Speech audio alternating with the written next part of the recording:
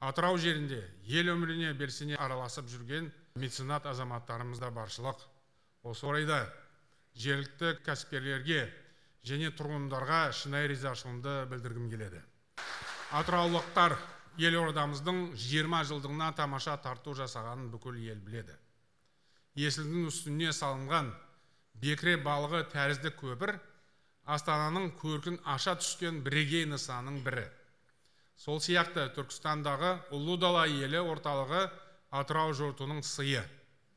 Мұны мемлекетте халқымыз да жоғары бағалайды. Әрине басқа аймақтарда ортақ іске өз үлесін қосып келеді.